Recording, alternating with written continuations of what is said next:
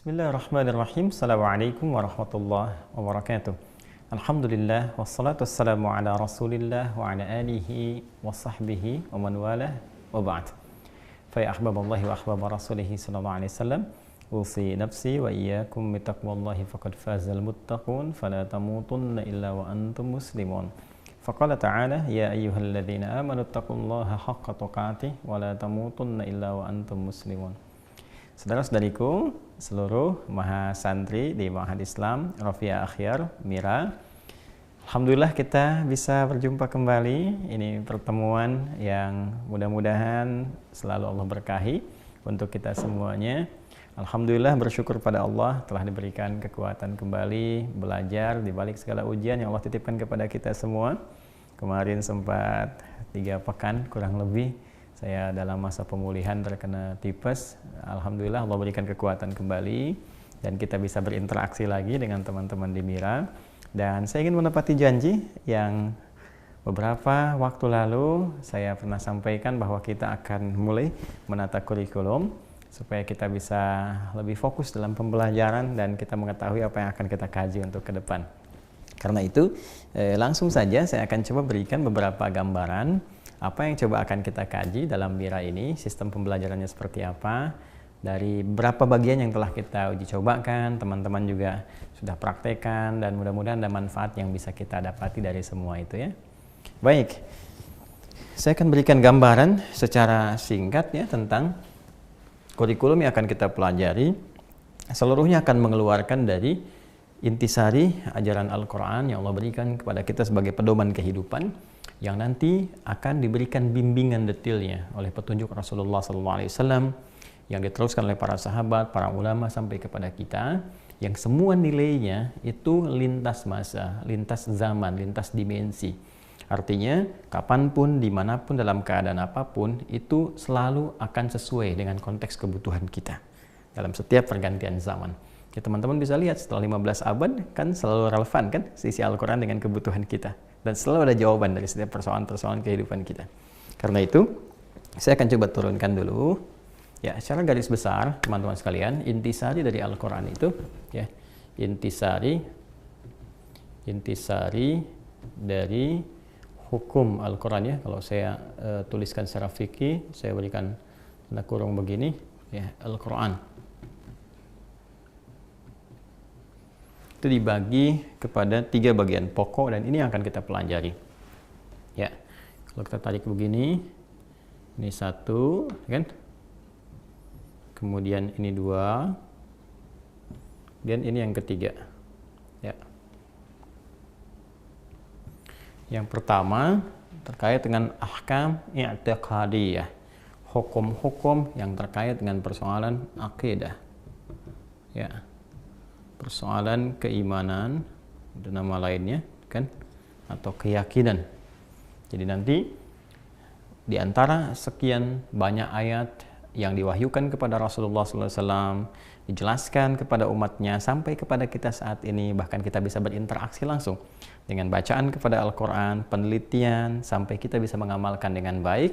Aspek yang paling pokok pertama adalah tentang persoalan keimanan ya, tentang akidah dengan turunan-turunannya ya. Nanti ada di antara pokoknya nanti yang terkait dengan keimanan, keyakinan kita kepada Allah Subhanahu wa taala ya kan.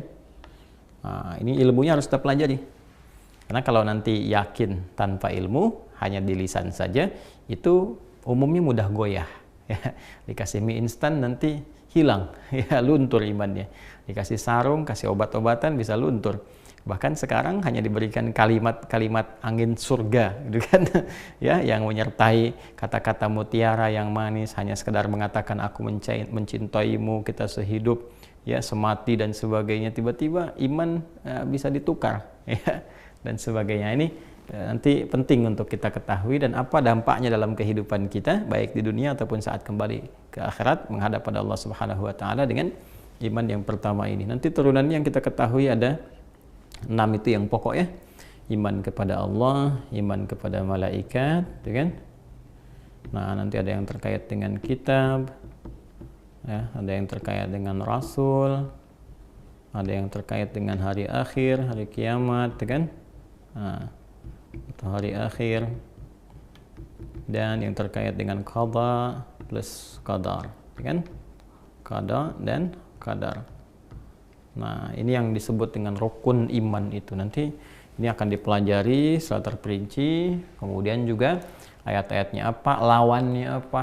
Nah, kadang kan kita misalnya membahas tentang iman kepada Allah, turunkan ya semua sifatnya, semua yang terkait dengan misalnya sifat rububiyahnya, gitu kan, semua dengan sifat ketuhanannya atau uluhiyahnya, ya sifat-sifat yang mutlak ya disandang oleh Allah, nama-nama dan sebagainya. Namun ada yang luput, kita tidak belajar lawannya, ya lawannya. Ya Allah itu punya musuh, punya lawan, kan? Ya lawannya siapa? Nanti kita pelajari ya dalam bentuk nanti taghut. Nah, taghut nanti pecahannya siapa lagi ya? Diturunkan ke bawah. Ada mulai iblis nanti ke setan, ke terus turunan-turunan ke bawahnya. Karena itu orang-orang yang tidak mempelajari lawan dari sini, lawan itu maksudnya yang menentang Allah ya, yang bertentangan langsung dengan Allah Subhanahu wa taala. Kadang-kadang tak sadar terbawa dia. Ya, ketika Allah menyampaikan di Quran surah kedua Al-Baqarah ayat 257 misalnya, Allahu waliyyul ladzina amanu yukhrijuhum minadh dhulumati ilan nur wal ladzina kafaru awliya'uhum taghut. Siapa itu taghut tuh? Ya, apakah itu sifat, apakah itu kemudian sosok dan sebagainya, itu harus dipelajari supaya nanti nggak mudah memberikan tafsiran-tafsiran. Ini orang ini togut, negara ini togut, lalu terjadi peperangan macam-macam. Tahu-tahu itu ternyata togut bisikan ya, yang membuat kekacauan dan sebagainya. Nah, dan seterusnya. Nanti ini dipelajari ya. Ini pokoknya. Sampai ke dialektika perkembangan pasca itu ya, sampai muncul aliran-aliran A, B, C dan sebagainya, itu sebagaimana menyikapinya. Nanti aspeknya di sini. Kemudian yang kedua, ada yang terkait dengan akhlak ya. Al-ahkam al-khuluqiyah, akhlak. Nah, akhlak ini nanti 3 ajaran pokoknya yang paling utama ya. Yang pertama disebut dengan takhalli. Takhalli. Ini nanti kita belajar. Yang kedua ada tahalli. Ya, tahalli. Yang ketiga tajalli. Ini dia. Wah, ini indah sekali kata-kata ini. Ini orang ulama nih yang merangkum ini ya, orang ulama kita. Nanti ada takhalli, ini tuh kha, ha, jim. Kha, ha dan jim, tulisannya sama semua tuh, cuma beda di tengah nih. Takha, ini ha, ini jim. Ya, takhalli nanti apa yang dipelajari itu melepaskan sifat-sifat atau kemungkinan-kemungkinan jelek ya yang mungkin disandang atau dikerjakan oleh bagian dari tubuh kita dari ujung kepala sampai ujung kaki. Ya, makanya nanti akan kita temukan ayat-ayat yang menata lisan kita supaya tidak berdusta, tidak gibah dan sebagainya. Itu tahalli, melepaskan dari sifat-sifat jelek sampai ke ujung kaki. Tahalli menghiasi dengan sifat-sifat baik. Ya, makanya nanti ada ayat-ayat membawa kita untuk adil, untuk jujur, untuk bisa bertutur yang mulia, melangkah dengan cara yang baik. Itu tahalli namanya. Sampai muncul tajalli, penampakan sifat-sifat baik akibat telah terhiasi dengan sifat-sifat mulia dan menjauh dari yang jelek itu. Nanti ayatnya apa tentang ini akan kita turunkan. Ya. Pelajarannya. Kemudian yang ketiga terkait dengan al-ahkam amaliyah ya, interaksi kehidupan kita. Interaksi kehidupan umumnya secara sosial. Ya. Ya, baik, atau kita tuliskan saja baik secara individu ataupun sosial. Nah, ini ada cabangnya lagi. Ya. Ada yang terkait nanti turunannya ada akhwal syakhsiyah. Ya. Akhwal pakai hak ya. Nah, ini ahwal syakhsiyah. Ahwal syakhsiyah. Syakhsiyah. Ya. Atau kita bisa pahami dengan hukum keluarga. Nah, nanti yang mengatur hubungan suami dengan istri, kan? Kemudian termasuk dengan anak, terus ke atasnya ada ayah mertua, ibu mertua, hubungannya bagaimana dengan saudara, dengan saudari, ya, termasuk turunan nanti bukan hanya persoalan mahram tapi hukum waris dan sebagainya itu di sini nanti ya dipelajarinya. Nanti makanya banyak ayat-ayat yang menerangkan tentang itu. Dan yang kedua nanti ada misalnya ahkam madaniyah, ya, ahkam madaniyah. Ini yang mengatur tentang hubungan antar masyarakat, ya, dari interaksi sosial kehidupan. misalnya ada pinjam meminjam, ya, tentang berhutang misalnya, atau nanti ya macam-macam lah interaksi yang terjadi antara kehidupan manusia satu dengan yang lainnya. Maka nanti ada ayat-ayat yang mengatur tentang jual beli bisnis, kan, yang mengatur tentang pinjam meminjam, yang mengatur tentang persoalan kehidupan satu dengan yang lainnya. Kemudian nanti misalnya ada yang terkait dengan jinayah. Nah, ini kan hukum-hukum yang mengatur tentang bagaimana mencegah perbuatan-perbuatan kriminal itu terjadi, sehingga nanti ada hukum-hukum misalnya terkait dengan qisas, ya, bagaimana kalau orang mencuri, apakah memang dipotong tangannya atau dipotong dengan munculnya hukum yang ketat supaya pencurian itu terpotong, kan? Bagaimana kalau terjadi pembunuhan, terjadi zina dan sebagainya, hukumannya seperti apa, ini jinayah namanya, ya. Dan nanti terus ini masih ada kurang lebih 7 ya, 7 bahasan lagi ke bawah, nanti 4, 5, 6, 7 sampai nanti ada ahkam dusturiyah, ahkam maliyah, iktisadiyah, kan, hukum-hukum nanti tentang persaksian dan sebagainya nanti kita akan pelajari. Nah, ini kurang lebih teman-teman sekalian. Yang ini nanti aspeknya fikih. Aspeknya fikih. Nah, di sini ada yang membagi dua di kalangan ulama. Jadi kalau yang ini akidah, ini akhlak, yang ini ada yang menyebutnya dengan muamalah, ya, muamalah. Nah, ini dibagi dua di sini. Ada yang disebut dengan muamalah dengan Allah, nanti ya disebut dengan ibadah. Nah, ya kan? Ada yang terkait dengan interaksi kita dengan Allah Subhanahu wa taala bentuk ibadah ritual seperti sholat, misalkan. Nah, nanti sholat, puasa, ya kan? Kemudian sampai ke haji dan umrah, ya kan? Dan seterusnya. Nah, nanti di sini ada ayat-ayat yang membimbing, termasuk hadis-hadis Nabi sallallahu alaihi wasallam, yang membimbing kita bagaimana cara kita berinteraksi dengan Allah lewat ibadah ritual, untuk mendapatkan manfaat-manfaat di balik itu. Cara sholat bagaimana dari awal sampai akhir. Kalau kita menunaikan sholat, hasilnya seperti apa? Apa yang kita dapatkan dari Allah Subhanahu wa taala, dan seterusnya. Ya, sampai ke bab haji, sampai umrah dan yang lainnya. Kemudian yang ini, ya, ini yang terkait dengan muamalah kita, hubungan kita dengan makhluk, ya. Ada yang menyebutnya dengan muamalah saja, ada yang menyebut dengan muamalah ijtimaiyah, secara sosial. Ya, hubungan kita dengan makhluk. Ada yang memetakan ya hablum minallah, ini hablum minan nas, ini yang kita sebutkan tadi ke bawah. Nah, ilmu yang mengatur tentang inilah fikih, teman-teman sekalian.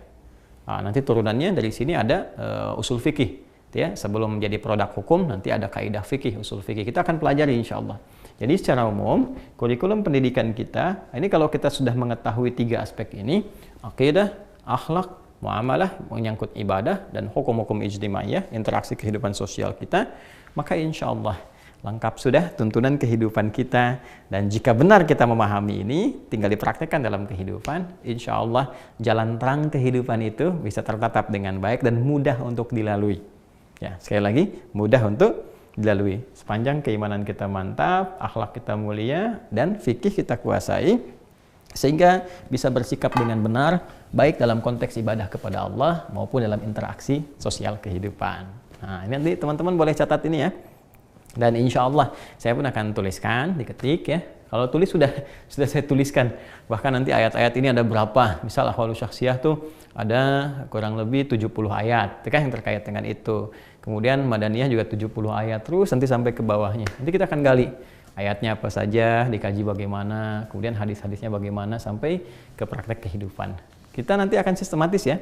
Kita belajar akidah dulu ya sampai selesai sehingga keimanan kita kuat, kemudian kita meyakini dengan ilmu ya, dan argumentasinya juga solutif. Dan nanti kita belajar juga kalau ada yang menyoal begini jawabannya apa, kalau di soal begini jawabannya apa ya, dari konteks dulu sampai dengan kekinian. Ini nanti ya, setelah itu baru kita pindah dengan akhlak, atau nanti ada paralel kalau ada guru-guru lain juga yang nanti akan bersamaan, dan nanti ada juga hukum fikih yang kita kaji. Kurang lebih itu teman-teman di Mira. Ya, mudah-mudahan Allah berikan waktu yang lapang kita untuk belajar sehingga lebih terukur dan bisa baik untuk disampaikan. Saya kira itu sebagai pengantar. Selamat berjuang untuk mendapatkan ridha Allah Subhanahu wa taala. Tetap konsisten dan komitmen karena tantangannya tidak mudah nanti saat kita belajar. Ya, semoga Allah mudahkan segala prosesnya dan kepada Allah kita bertawakal, mudah-mudahan diikhlaskan oleh Allah Subhanahu wa taala. Demikian sapaan dari saya, semoga bermanfaat. Mohon doa selalu, maafkan saya. Subhanakallahumma bihamdika asyhadu an la ilaha illa anta astaghfiruka wa atubu ilaik. Assalamualaikum warahmatullahi wabarakatuh.